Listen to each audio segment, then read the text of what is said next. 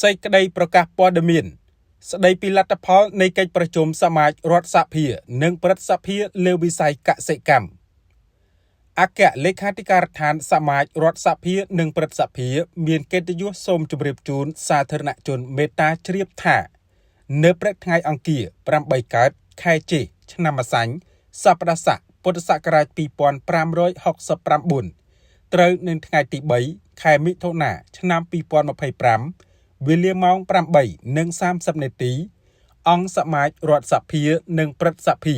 បានបន្តកិច្ចប្រជុំក្រោមអធិបតីភាពដ៏ខ្ពង់ខ្ពស់សម្ដេចអគ្គមហាសេនាបតីតេជោហ៊ុនសែនប្រធានព្រឹទ្ធសភានិងជាប្រធានសមាជរដ្ឋសភានិងព្រឹទ្ធសភានៅវិមានរដ្ឋសភាដោយមានវត្តមានសមាជិកអង្គសមាជចំនួន179រូបនៅពេលចាប់ផ្ដើមកិច្ចប្រជុំដើម្បីពិភាក្សានិងអនុម័តលើរបៀបវារៈទី3គឺប្រធានបទស្ដីពីវិស័យកសិកម្ម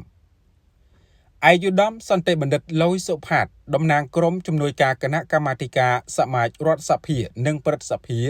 ទទួលបន្ទុកប្រធានបទអំពីវិស័យកសិកម្មជាអ្នករាយការណ៍អំពីលទ្ធផលនៃការពិនិត្យសិក្សាប្រធានបទជូនអង្គប្រជុំសមាជតាមការសិក្សារបស់ជំនួយការគណៈកម្មាធិការសមាជវិស័យកសិកម្មកម្ពុជាសម្រេចបានលទ្ធផលគួរជាទីមោទនៈក្នុងរយៈពេលកន្លងមកគិតត្រឹមឆ្នាំ2024វិស័យកសិកម្មបន្តចូលរួមចំណែកប្រមាណ 16.7% ក្នុងផលិតផលសរុបក្នុងស្រុកហើយតម្លៃបន្ថែមសរុបនៃវិស័យកសិកម្មបន្តកើនឡើងជារៀងរាល់ឆ្នាំពី $19,805 លានរៀលប្រមាណ $4.95 លាននៅឆ្នាំ2015ដល់ $24,282 លានរៀលប្រមាណ $6.07 លាននៅឆ្នាំ2020និងដល់ $31,292 លានរៀលស្មើនឹងប្រមាណ $7.82 លាននៅឆ្នាំ2024ការចូលរួមចំណែករបស់អនុវិស័យនានាក្នុងវិស័យកសិកម្មរួមមានផ្នែកដំណាំ 61.3% ផ្នែកផលិតកម្មសត្វ 15.4% ផ្នែកជលផល 20% និងផ្នែកព្រៃឈើ 3.3%រាជរដ្ឋាភិបាលសម្រេចបានសមិទ្ធផលគួរជាទីមោទនៈតាមរយៈការអនុវត្តយ៉ាងសកម្មនៅគោលនយោបាយទូទៅនិងផែនការយុទ្ធសាស្ត្រក្នុងវិស័យកសិកម្មជាពិសេសយុទ្ធសាស្ត្រដែលត្រូវបានដាក់ចេញនិងអនុវត្តចាប់តាំងពីឆ្នាំ1987មកស្ដីពីការផ្ទេរការអនុវត្តផ្ទាល់បែបបើកទូលាយមកកាន់ការអភិវឌ្ឍបែបស៊ីជម្រៅព្រមទាំងយុទ្ធសាស្ត្របញ្ចកោណដំណាក់កាលទី1និងកម្មវិធីគោលនយោបាយអាទិភាពទី5និងទី6ដែលគួរបន្តឲ្យអនុវត្តកាន់តែមានប្រសិទ្ធភាពខ្ពស់ថែមទៀតដើម្បីជាឧត្តមប្រយោជន៍ជាតិនិងប្រជាជនរាជរដ្ឋាភិបាលនីតិកាលមុននិងនីតិកាលទី7នៃរដ្ឋសភាបានដាក់ចេញនូវគោលនយោបាយដ៏ត្រឹមត្រូវស្របនឹងស្ថានភាពសេដ្ឋកិច្ចនិងសង្គមគ្រប់កាលៈទេសៈដោយឡែកសម្រាប់កាលៈទេសៈបច្ចុប្បន្នដើម្បីដោះស្រាយបញ្ហាប្រឈមរបស់ប្រជាកសិករឲ្យកាន់តែមានប្រសិទ្ធភាពរាជរដ្ឋាភិបាលក៏បានដាក់ចេញនូវកម្មវិធីគោលនយោបាយអាទិភាពទី5និងទី6ចំនួន3ចំណុចរួមមានទី1ការលើកស្ទួយផលិតកម្មកសិកម្មរកទីផ្សារទី2ការរក្សាលំនឹងថ្លៃកសិផលតាមរយៈកម្មវិធីហិរញ្ញប្បទាននិងទី3ការដាក់ពង្រាយមន្ត្រីកសិកម្មឃុំសង្កាត់និងការអភិវឌ្ឍសហគមន៍កសិកម្មទំនើបផ្អែកលើការពិនិត្យនិងការសិក្សាលើប្រធានបទអំពីវិស័យកសិកម្មយ៉ាងលម្អិតជាទម្រង់ច្បាប់គិតច្បាប់គោលបំណងអត្ថប្រយោជន៍និងខ្លឹមសារសំខាន់ដែលរួមមានគោលនយោបាយទូទៅយុទ្ធសាស្ត្របញ្ចកោណដំណាក់កាលទី1កម្មវិធីគោលនយោបាយអាទិភាពវិធានការសេដ្ឋកិច្ចនិងការអនុវត្តដើម្បីដោះស្រាយបញ្ហាប្រឈមផ្សេងគណៈកម្មាធិការសមាជរដ្ឋសភានិងព្រឹទ្ធសភាពិនិត្យឃើញថាប្រធានបទអំពីវិស័យកសិកម្មដែលរាជរដ្ឋាភិបាលស្នើដាក់ក្នុងសមាជរដ្ឋសភានិងព្រឹទ្ធសភាមានលក្ខណៈគ្រប់គ្រាន់សម្រាប់គណៈកម្មាធិការសមាជរដ្ឋសភានិងព្រឹទ្ធសភាដំណើរការសមាជបានប្រកបដោយលទ្ធផលជាវិជ្ជមាននិងអាចដាក់ចេញនៅសេចក្តីសម្រេចរបស់សមាជលើប្រធានបទអំពីវិស័យកសិកម្មនេះបានសម្ដេចមហាបវរធិបតីហ៊ុនម៉ាណែតនាយករដ្ឋមន្ត្រីនៃព្រះរាជាណាចក្រកម្ពុជា អមដោយអិសរជនជំនាញបានអញ្ជើញផ្ដល់បទអន្តរាគមន៍ជូនអង្គសមាជសម្ដេចធិបតីបានគូបញ្ជាក់ថារាជរដ្ឋាភិបាលមានកម្មវិធីគោលនយោបាយពីរសំខាន់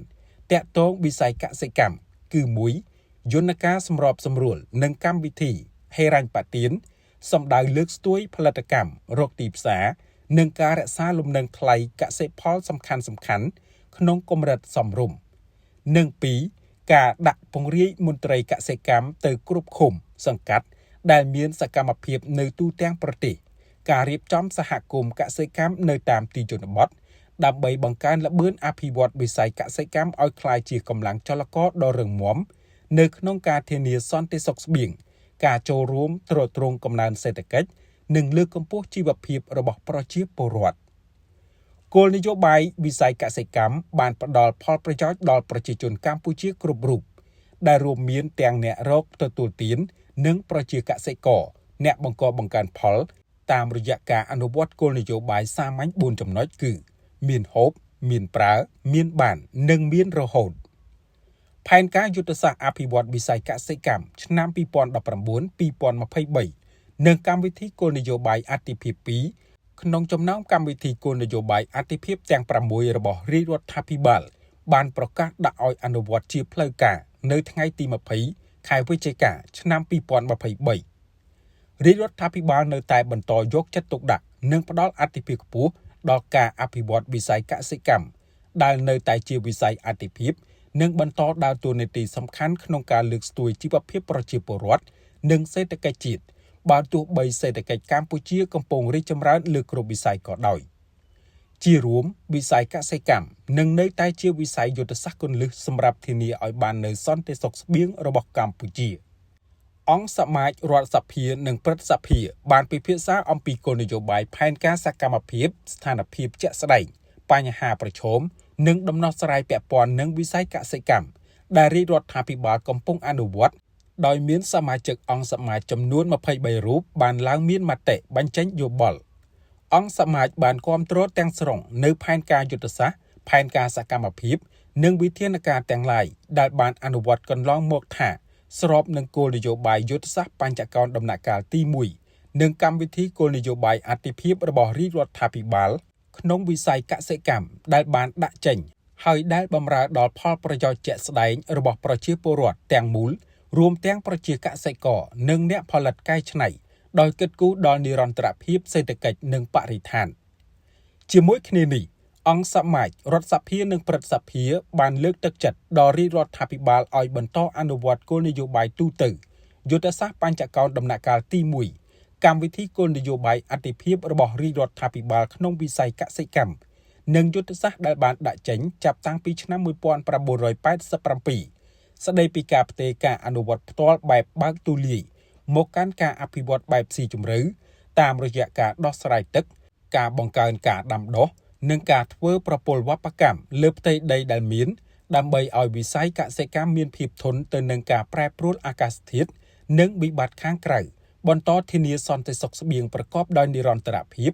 ជួយលើកកម្ពស់ជីវភាពប្រជាពលរដ្ឋនិងចូលរួមចំណែកយ៉ាងសំខាន់ដល់សេដ្ឋកិច្ចជាតិសមាជរដ្ឋសភានិងព្រឹទ្ធសភាបានលើកទឹកចិត្តឲ្យព្រឹទ្ធសភានិងរដ្ឋសភាបន្តគាំទ្រដល់រាជរដ្ឋាភិបាលក្នុងការអនុម័តច្បាប់ទាំងឡាយដែលជួយដោះស្រាយនៅបញ្ហាប្រឈមនិងតម្រូវការរបស់រាជរដ្ឋាភិបាលនិងសូមថ្លែងអំណរគុណចំពោះស្ថាប័នថ្នាក់ជាតិនិងថ្នាក់ក្រោមជាតិមន្ត្រីរាជការកងកម្លាំងប្រដាប់អាវុធគ្រប់ប្រភេទប្រជាពលរដ្ឋគ្រប់ស្រទាប់វណ្ណៈដែលបានគាំទ្រចំពោះកម្មវិធីនយោបាយរបស់រាជរដ្ឋាភិបាលនិងសូមអំពាវនាវបន្តចូលរួមថែរក្សាសន្តិភាពនិងការអភិវឌ្ឍឲ្យបានគង់វង្សនិងមានចីរភាពជានិរន្តរ៍បន្ទាប់ពីការពិភាក្សាលើប្រធានបទអំពីវិស័យកសិកម្មនិងការបកស្រាយរបស់រាជរដ្ឋាភិបាលទៅលើមតិពិភាក្សាដែលអង្គសមាជរដ្ឋសភានិងព្រឹទ្ធសភាបានលើកឡើងអង្គប្រជុំសមាជបានអនុម័តសេចក្តីព្រាងសេចក្តីសម្រេចស្តីពីវិស័យកសិកម្មដោយទទួលបានការគាំទ្រចំនួន179សំឡេងនៃចំនួនសមាជិកសមាជរដ្ឋសភានិងព្រឹទ្ធសភាទាំងមូលសេចក្តីសម្រេចស្តីពីវិស័យកសិកម្មដែលអង្គសមាជបានអនុម័តនាពេលនេះជាឯកសារគតិយុត្តមានតម្លៃខ្ពស់បំផុត ដែលនឹងคล้ายជាត្រីវិស័យចូលរួមគាំទ្រលើកទឹកចិត្តដល់រាជរដ្ឋាភិបាលអនុវត្តកម្មវិធីនយោបាយកាន់តែមានប្រសិទ្ធភាពក្នុងការបម្រើឧត្តមផលប្រយោជន៍ប្រទេសជាតិនិងប្រជាពលរដ្ឋសូមជម្រាបជូនថានៅក្នុងរយៈពេល2ថ្ងៃនេះអង្គសមាជបានប្រជុំពិភាក្សាអនុម័តប្រធានបទចំនួន3ដែលសំខាន់ក្នុងការលើកកម្ពស់ជីវភាពសេដ្ឋកិច្ចនិងសុខុមាលភាពប្រជាពលរដ្ឋមានប្រធានបទស្ដីពីប្រព័ន្ធគាំពារសង្គមប្រធានបទស្ដីពីសេដ្ឋកិច្ចក្រៅប្រព័ន្ធនិងប្រធានបទស្ដីពីវិស័យកសិកម្មនេះអាស្រ័យដូចបានជម្រាបជូនខាងលើសូមសាធារណជនជ្រាបជាព័ត៌មានថ្ងៃអង្គារ8កើតខែជេសឆ្នាំម្សាញ់សប្តាហ៍ស័កពុទ្ធសករាជ2569រាជធានីភ្នំពេញថ្ងៃទី3ខែមិថុនាឆ្នាំ2025អគ្គលេខាធិការដ្ឋានសមាជរដ្ឋសភានិងព្រឹទ្ធសភា